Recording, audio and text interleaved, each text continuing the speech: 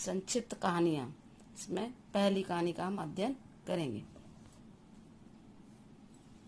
इसके लेखक हैं सुदर्शन जी। सुदर्शन जी की भाषा सहज, सरल, स्वाभाविक, प्रभावी और मुहावरेदार है। इन्होंने गद्य और पद्य दोनों में ही महारत हासिल की थी और इन्होंने फिल्मी पटकथाएं भी लिखी हैं। तो ये जो कहानी है बात अठन्नी की, आज हम पढ़ेंगे और बहुत ही अच्छी कहानी है। बात अठन्नी की।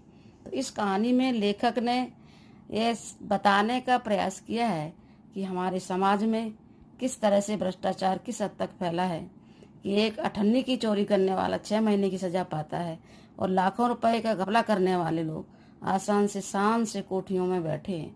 यह एक व्यंग्यात्मक कहिए या समाज में फैली हुई भ्रष्टाचारी के ऊपर ये कहानी है। तो चलिए इसको सिलसिलेवार हम अध्ययन पढ़ते हैं। इसको रसीला इंजीनियर बाबू जगत सिंह के यहाँ नौकर था। 10 रुपये वेतन था। गांव में उसके बूढ़े माता पिता, पत्नी, एक लड़की और 2 लड़के थे। इन सब का भार उसी के कंधों पर था। वह सारी तनख्वाह घर भेज देता, पर घर वालों का गुजारा न चल पाता। उसने इंजीनियर साहब से वेतन बढ़ाने को बार बार प्रार्थना की, पर वह हर बार यही कहते, अगर तुम्हें कोई ज़्यादा दे तो अवश्य चले जाओ, मैं तनख्वाह नहीं बढ़ाऊंगा। तनख्वाह का मतलब होता है वेतन, यानी कि जो महीने के लास्ट में सैलरी मिलती है उसको बोलते।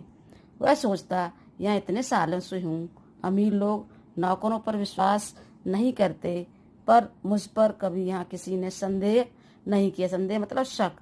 यहाँ से जाऊँ तो शायद कोई 11-12 रुपए दे दे, पर ऐसा आदर न मिलेगा। जिला मजिस्ट्रेट शेख सलीमुद्दीन इंजीनियर बाबू के पड़ोस में रहते थे। उनके चौकीदार मियाँ रमजान और रसीला में बहुत मैत्री थी। मैत्री मतलब दोस्ती। दोनों घंटों साथ बैठते, बातें करते। शेख साहब फलों के शौकीन थे। रमजान रसीला को फल देता। इंजीनियर साहब को मिठाई का शौक था। रसीला रमजान को मिठाई देता। एक दिन रमजान ने रसीला को उदास देखकर कारण पूछा।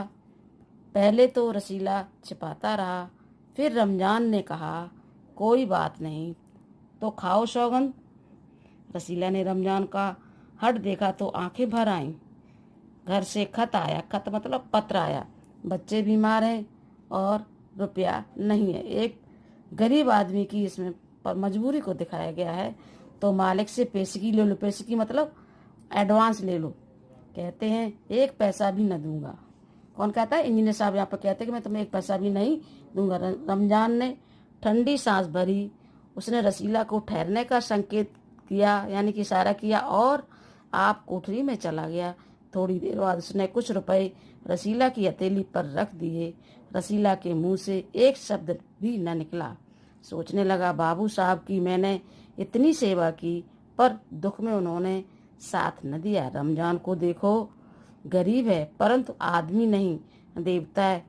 ईश्वर उसका भला करे। ऐसा रसीला कहता है रमजान के लिए कि आदमी नहीं है, देवता है। और सच बात यह है कि जो मुसीबत में साथ दे वही सच्चा इंसान है। तो रमजान के अंदर इंसानियत थी, इसलिए उसने रसीला की मदद की।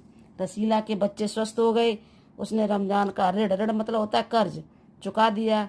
केवल 8 आने मतलब 50 पैसे बाकी रह गए।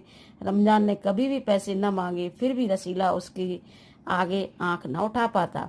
एक दिन की बात है, बाबू जगत सिंह किसी से कमरे में बात कर रहे थे। रसीला ने सुना, इंजीनियर बाबू कह रहे हैं, बस 500, इतनी सी रकम देकर आप मेरा अपमान कर रहे हैं। हुजूर मान जाइए, आप समझे आपने मेरा काम मुफ्त में किया। ऐसी इस सब बातों को रसीला सुन रहा है इंजीनियर बाबू के कमरे से। रसीला समझ गया कि भीतर रिश्वत ली जा रही है। सोचने लगा, रुपया कमाने का यह कितना आसान तरीका है। मैं सारा दिन मजदूरी करता हूँ, तब महीने भर बाद 10 रुपये हाथ आते हैं। वह बाहर आया और रमजान को सारी बात सुना दी। रमजान बोला, बस इतनी सी बात है? हमारे शेख साहब तो उनके भी गुरु हैं, यानी कि उससे बड़े भी रिश्वतखोर हैं। आज भी एक शिकार फंसा है, 1000 से कम तय न होगा। भैया, गुनाह का फल मिलेगा या नहीं यह तो भगवान जाने, पर ऐसी ही कमाई से कोठियों में रहते हैं। और एक हम है कि परिश्रम करने पर भी हाथ में कुछ नहीं रहता। रसीला सोचता रहा, मेरे हाथ से सैकड़ों रुपए निकल गए पर धर्म ना बिगड़ा। एक एक आना भी उड़ाता तो काफ़ी रकम जुड़ जाती। इतने में इंजीनियर साहब ने उसे आवाज़ लगाई, रसीला दौड़कर 5 रुपए की मिठाई ले आओ। रसीला ने 4.5 रुपए की मिठाई खरीदी और रमजान को अठन्नी लौटाकर समझा कि कर्ज उतर गया है। बाबू जगत सिंह ने मिठाई देखी तो चौंक उठे। यह मिठाई 5 रुपए की है हुजूर, 5 की ही है। रसीला का रंग उड़ गया। रंग उड़ गया मतलब उसके चेहरे का रंग उड़ गया। उसे चोरी की थी तो उसे खराब लगा। बाबू जगत सिंह समझ गए। उन्होंने रसीला से फिर पूछा। रसीला ने फिर वही दोहराया। उन्होंने रसीला के मुंह पर एक तमाचा मारा और कहा, चल मेरे साथ जहाँ से लाया है। हुजूर, झूठ कहूँ तो रसीला ने अभी अपनी बात भी पूरी न की थी कि इंजीनियर बाबू चिल्लाए, अभी सच और झूठ का पता चल जाएगा। अब सारी बात हलवाई के सामने ही कहना। अब कोई रास्ता न बचा। वह बोला, माई बाप, गलती हो गई, इस बार माफ़ कर दें। जो गरीब आदमी होता है वो बहुत जल्दी अपने गुनाह को कबूल कर लेता है। इंजीनियर साहब की आंखों से आग बरसने लगी। उन्होंने निर्दयता से रसीला को खूब पीटा, फिर घसीटते हुए पुलिस थाने ले गए। सिपाही के हाथ में 5 का नोट रखते हुए बोले, मनवा लेना, लातों के भूत बातों से नहीं मानते। दूसरे दिन मुकदमा सेठ सलीमुद्दीन की कचहरी में पेश हुआ। रसीला ने तुरंत अपना अपराध स्वीकार कर लिया। उसने कोई बहाना न बनाया। चाहता तो कह सकता था कि यह साजिश है, मैं नौकरी नहीं करना चाहता, इसलिए हलवाई से मिलकर मुझे फंसा रहे हैं, पर एक और अपराध करने का साहस वह न जुटा पाया। उसकी आंखें खुल गई थीं। हाथ जोड़कर बोला, हुजूर, मेरा पहला अपराध है, इस बार माफ़ कर दीजिए, फिर गलती न होगी। शेख साहब न्यायप्रिय आदमी थे। उन्होंने रसीला को 6 महीने की सज़ा सुना दी और रुमाल से मुंह पोंछा। यह वही रुमाल था जिसमें एक दिन पहले किसी ने 1000 रुपये बांध कर दिए थे।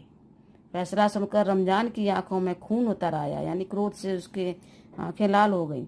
सोचने लगा, यह दुनिया न्याय नगरी नहीं है, अंधेर नगरी है। चोरी पकड़ी गई तो अपराध हो गया। असली अपराधी बड़ी बड़ी कोठियों में बैठकर दोनों हाथों से धन बटोर रहे हैं, उन्हें कोई नहीं पकड़ता। रमजान घर पहुंचा। एक दासी ने पूछा, रसीला का क्या हुआ? उसने कहा, 6 महीने की कैद, यानी कि सजा।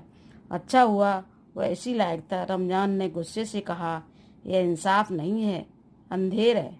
सिर्फ एक अठन्नी की ही तो बात थी। रात के समय जब 1500 के चोर नरम गद्दों में मीठी नींद ले रहे थे, अठन्नी का चोर जेल की तंग अंधेरी कोठरी में पछता रहा था। तो देखा आपने, ये शेख सलीमुद्दीन इतने बड़े रिश्वतखोर थे, तो वो अठन्नी की चोरी के लिए रसीला को 6 महीने की सज़ा दे देते हैं। और उधर जो इंजीनियर बाबू, उनको भी उस ईमानदार समझ लीजिए एक तरह से रसीला के ऊपर दया नहीं आती। उसने मजबूरी बस अठन्नी की चोरी की थी। तो ये हमारे समाज का असली चेहरा, जिसको लेखक ने इस कहानी के माध्यम से दिखाने का प्रयास किया है। धन्यवाद।